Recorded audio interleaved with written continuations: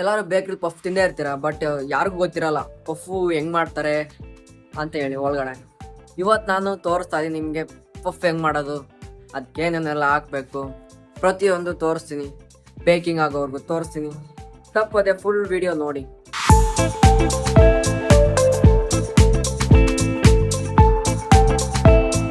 Okay friends, start ಮಾಡೋಣ. 4 kg ಇವತ್ತು ನಾನು ಪಫ್ ಹಾಕತ್ತಾ ಇದೀನಿ. ನಾವು ಹಾಕೋದು ಸೂರ್ಯಮೈದ. ನಾವೆಲ್ಲ ಲೋಕಲ್ ಎಲ್ಲ ಹಾಕಲ್ಲ, ಸೂರ್ಯಮೈದ ಹಾಕ್ತೀನಿ. ಒಳ್ಳೆ ಟೇಸ್ಟ್ ಇರುತ್ತೆ, ಐಟಮ್ಗಳು ಚೆನ್ನಾಗಿ ಬರುತ್ತೆ.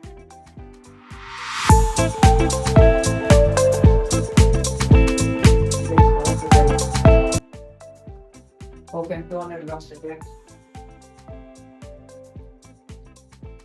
100 grams ಸಾಲ್ಟ್ ಆಯ್ತು. ಒಂದು 200 grams ದಾಡ ಹಾಕ್ಬೇಕು. ನೋಡಿದ್ರಲ್ಲ, ಇನ್ನೇನು ನಮಗೆ ಎಷ್ಟು ಬೇಕೋ ಅಷ್ಟು ನೀರು ಹಾಕೋಬೇಕು. ಅಂದ್ರೆ ಮನೆಯಲ್ಲಿ ನಾವು ಚಪಾತಿ ಮಾಡಕ್ ಹಾಕತ್ತೀವಲ್ಲ, ಆ ಥರ ಜಾಸ್ತಿ ಬೇಕಾದ್ರೆ ಕಮ್ಮಿ ಹಾಕೋಬೇಕು. ಆಮೇಲೆ ನಾವು ಬೇಕಾದ್ರೆ ಹಾಕೋಬೇಕು.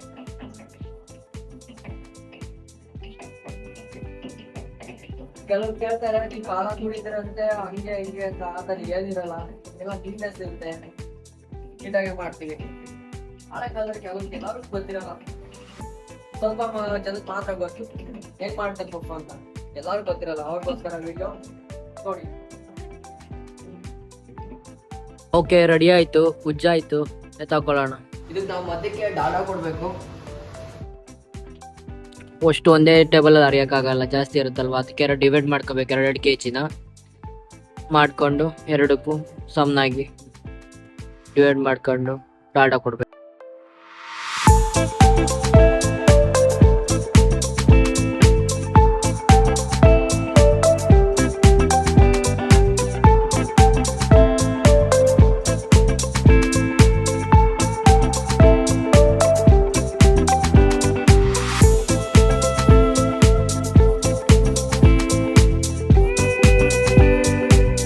ಡಾಟಾ ಒಮ್ಮೆ ಕೊಡಬೇಕು.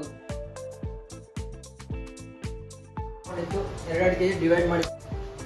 ಓಕೆ, ಹೊಡೆದಾಯ್ತು. ಈ ಥರ ಒಳಗಡೆ ಮಡಿಸ್ಬೇಕು. ಇದನ್ನ ತಿರ್ಗಾ 2 ಸರಿ ಹಿಂಗೆ ಅಗಲ ಹರಿದ್ಬಿಟ್ಟು ತಿರ್ಗಾ ಮಾಡ್ತಿರ್ಬೇಕು. 2 ಸರಿ ಮಾಡ್ತಿರ್ಬೇಕು. ಹಿಂಗೆ 2 ಸರಿ ತೋರಿಸ್ತೀನಿ. ರೆಡಿ ಆಯಿತು. ಒಂದು 2 ನಿಮಿಷ ಬ್ರೇಕ್ ಕೊಡಬೇಕು. ಓಕೆ, 2 ನಿಮಿಷ ಬ್ರೇಕ್ ಕೊಟ್ಟು ಟೀ ಕುಡಿತಾ ಇದ್ದೀನಿ. 2 ನಿಮಿಷ ಬ್ರೇಕ್ ಆದಮೇಲೆ ಒಂದ್ಸಲಿ ಹರಿದ್ಬಿಟ್ಟು ಮಡಿಸ್ಬೇಕು.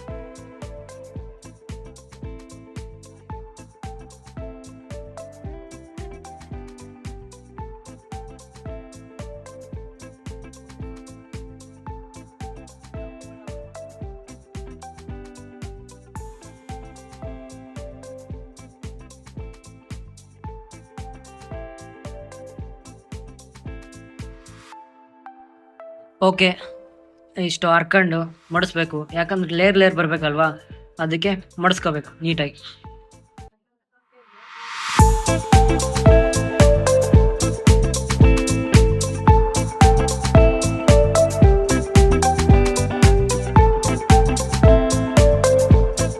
ನಂತರ ರೆಡಿ ಮಾಡ್ಕೊಂಡಿದ್ದೀನಿ ಪಫ್ ಮಾಡೋದಕ್ಕೆ. ನಿಮಗೆ ನೆಕ್ಸ್ಟ್ ಪಫ್ ಮಾಡೋದು ತೋರಿಸ್ತೀನಿ. ಜಸ್ಟ್ ಒಂದು 1/2 hour ನಾನು ಯಾಕೆ ಕೊಡ್ತೀನಿ. ಇನ್ನೇನು ಪಫಿಗೆ ಪಲ್ಯ ಇದು, ಎಗ್ ಪಫು, ಕರಿ ಪಫು 2 ಇದೆ. ಇದರಲ್ಲೇ ಮಾಡೋದು ನಾವು. ಇದಕ್ಕೆ ಆಲೂಗೆಡ್ಡೆ, ಈರುಳ್ಳಿ, ಕರ್ಬೇವಿನ ಸೊಪ್ಪು, ಟೊಮೊಟೊ ಎಲ್ಲ ತರಕಾರಿ ಅದೆಲ್ಲ ಹಾಕ್ಬಿಟ್ಟು ಆಲೂಗೆಡ್ಡೆ ಚೆನ್ನಾಗಿ ಬೇಯಿಸ್ಕೊಬಿಟ್ಟು ಕಲಿಸ್ಬಿಟ್ಟು ಆಯಿಲು, ಉಪ್ಪು, ಖಾರ ಎಲ್ಲ ಹಾಕ್ಬಿಟ್ಟು ಚೆನ್ನಾಗಿ ಕಲಿಸ್ಕೊಬಿಟ್ಟು ಇಡೋದು ಅಷ್ಟೇ. ನನಗೆ ಪಫ್ ಅರಿಬೇಕು. ಓಕೆ, ಈಗ ಪಫ್ ಮಾಡೋಣ ಬನ್ನಿ. ಆ ಕಡೆ ಕೆಳಗಡೆ ಬಿಕ್ಕೆ ಮೈದಾ ಹೊಡ್ಕೊಂಡ್ಬಿಟ್ಟು ಆರೋದು ಬಿಸಾಕ. ನಾನು ಎಲ್ಲ ಥರ ಜಾಸ್ತಿ ರಿಸ್ಕ್ ತಗೊಂಡು ಅರಿಯಲ್ಲ, ಸಿಂಪಲ್ ಆಗಿ ಅರಿತೀನಿ.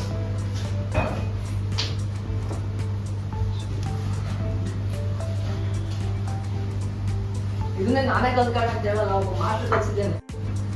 అదే కాదన్నా, నేను నేర్చుకుంది కాదు, ఒక మాస్టర్ నేర్పించాడు నాకు. అంటే సింపుల్ గా చేయడం, అంటే అప్పుడు మనం కొద్దిగా కష్టపడి చేసేవాడు. ఇప్పుడు అలా కాదు.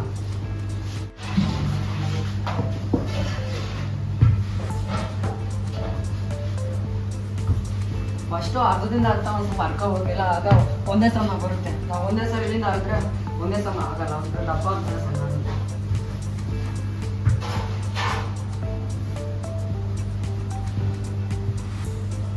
ಓಕೆ,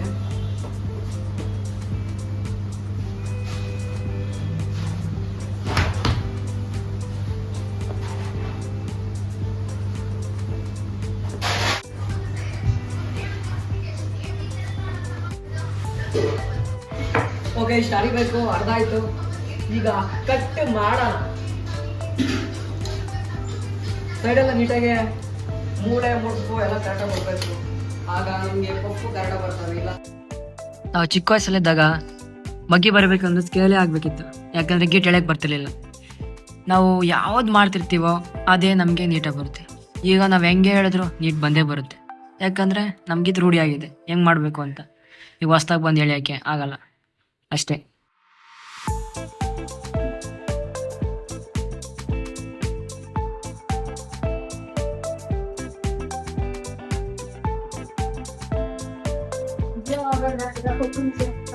ನೋಡೋಣ, ಇಷ್ಟ ಈಗ ಪಲ್ಯ ಆಡ್ಬೇಕು. ಓಕೆ, ಈಗ ಎಗ್ ಪಫ್ ಮಾಡೋಣ.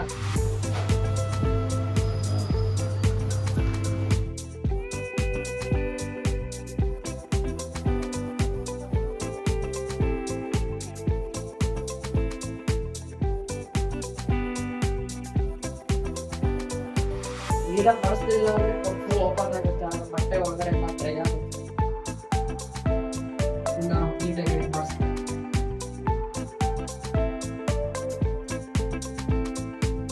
ಇದು ಎಗ್ ಪಫಿಗೆ ಸೈಜು ಕಟ್ ಮಾಡಬೇಕು.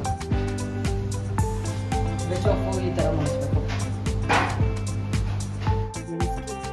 ಈ ಫೋಲ್ಡರ್ ಮಾಡಿ ಇಸ್ಕಿ ಅವಾಗಲೇ ಅದು ನೀಟಾಗಿ ಕೂತ್ಕೊಳ್ಳುತ್ತೆ. ಇಲ್ಲಾಂದ್ರೆ ಓಪನ್ ಆಗ್ಬಿಡುತ್ತೆ. ಅವತ್ತು ನಾವು ಓಪನ್ ಆಗಬಾರ್ದು. ಓಪನ್ ಆದಾಗಲೇ ನಾವು ಸದ್ರೆ ಆಗ್ತೀವಿ. ನೋಡಿದ್ರಲ್ಲ, ಇದೆ ಪಫ್ ಟ್ರಾಲಿ. ಇದು ತುಂಬ ಫುಲ್ ಪಫ್ ಬಿಟ್ಟಿದೆ. ಓಕೆ, ಇದೆ ಓವನ್ ಒಳಗಡೆ ಬಿಡ್ತಾ ಇದ್ದೀನಿ. ಇದೇ ಓವನ್ ಇದ್ರೊಳಗಡೆ ಬಿಟ್ಟಿದ್ದೀನಿ. ಈಗ ಆನ್ ಮಾಡ್ಬೇಕು ಮಿಷನ್ನ. ಇದನ್ನ ಲಾಕ್ ಮಾಡಿದ್ರೆ ಅದೇ ಆನ್ ಆಗುತ್ತೆ. ಇಲ್ಲಿ ಹೀಟ್ ಇಡಬೇಕು, 185 ಹೀಟು. ಟೈಮಿಂಗ್ಸ್ 41. ಇನ್ನು ಟೈಮ್ ಬರ್ತಿದ್ದಂಗೆ ಇದು ಅಲಾರಾಮ್ ಹೊಡಿಯುತ್ತೆ. ಆಗ ಬಂದು ಪಫ್ ತೆಗಿಬೇಕು. ಓಕೆ, ಇನ್ನೇನು ಟೈಮ್ ಆಗ್ತಾ ಬಂತು. ಇನ್ನು 2 ಸೆಕೆಂಡ್ ಇದೆ. ನೋಡಿದ್ರಲ್ಲ, ಇಷ್ಟೇ. ಈಗ ಒತ್ತುಬಿಟ್ರೆ ಹಂಗೆ ಈಗ ಮೊದಲಿಂದ ರನ್ ಆಗುತ್ತೆ. ಸ್ವಲ್ಪ ಸಿಕ್ಕಾಪಟ್ಟೆ ಹೀಟ್ ಬರುತ್ತೆ. ಒಂದು ಪಫು ಆಗಿದೆ. ವೆಜ್ ಪಫು ನೀಟಾಗಿ ಮಡಿಸ್ಬಿಟ್ಟು, ನೀಟಾಗಿ ದಾಡ ಕೊಟ್ಟು, ನೀಟಾಗಿ ಫೋಲ್ಡ್ ಮಾಡಿ ಮಾಡಿದ್ರೆ ನೀಟಾಗಿ ಪಫ್ ಬರ್ತವೆ. ಆವಾಗ ರೆಸಿಪಿ ಚೆನ್ನಾಗಿರುತ್ತೆ. ಓಕೆ ಫ್ರೆಂಡ್ಸ್, ಎಗ್ ಪಫ್ ಮಾಡೋದು ನೋಡಿದ್ರಲ್ಲ, ಇಷ್ಟ ಆದರೆ ಲೈಕ್ ಮಾಡಿ, ಹಾಗೆ ಸಬ್ಸ್ಕ್ರೈಬ್ ಕೂಡ ಮಾಡ್ಕೊಳ್ಳಿ. ಹೀಗೆ ಒಳ್ಳೊಳ್ಳೆ ವಿಡಿಯೋಗಳು ಹಾಕ್ತೀನಿ. ಎಗ್ ಪಫ್ ತಿಂದು ಶಕ್ತಿ ಬರುತ್ತೆ ಅಂತ ನೀವು ಕೇಳಿದ್ರೆ ಎಲ್ಲ ಮುಂದೆ ಮಾತು ಎಷ್ಟು ಬರುತ್ತೆ ಅಂತ ತೋರಿಸ್ತೀನಿ ನೋಡಿ. ಇಷ್ಟು ಶಕ್ತಿ ಬರುತ್ತೆ. ಇಷ್ಟು ಶಕ್ತಿ ಬೇಕು ಅಂದರೆ ಎಗ್ ಪಫ್ ತಿನ್ನಿ ಅಂತ ಹೇಳೋದಾಗಿದೆ. ಎಗ್ ಪಫ್ ತಿಂದರೆ ಶಕ್ತಿ ಬರಲ್ಲ. ರಾಗಿ ಮುದ್ದೆ ತಿಂದರೆ ಶಕ್ತಿ ಬರುತ್ತೆ, ಇಷ್ಟು ಶಕ್ತಿ ಬರುತ್ತೆ.